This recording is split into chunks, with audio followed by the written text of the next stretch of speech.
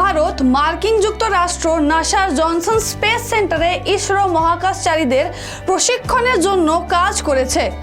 নমস্কার, আমি দীপশিখা বিজ্ঞান ও প্রযুক্তির খবর নিয়ে। তথ্যপত্রে বলা হয়েছে যে দুটি এনএসএর মধ্যে আলোচনা লুনার গেটওয়ে প্রোগ্রামে ভারতের অংশগ্রহণের সুযোগের পাশাপাশি অন্যান্য মহাকাশ প্রযুক্তিতে সহযোগিতার জন্য যৌথ উপায়গুলি অনুসন্ধান করেছে।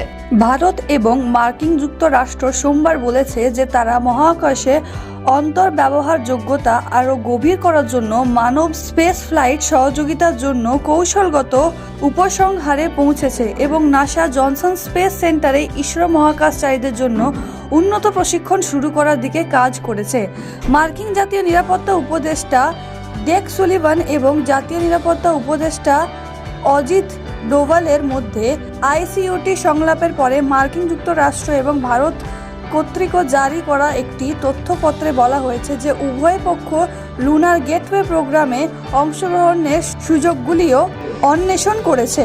লুনার গেটওয়ে প্রোগ্রামের লক্ষ্য মার্কিন যুক্তরাষ্ট্রের নেতৃত্ব সহযোগী আর্টেমিস প্রোগ্রামের অংশ হিসেবে চাঁদের চারপাশে একটি মহাকাশ স্টেশন তৈরি করা।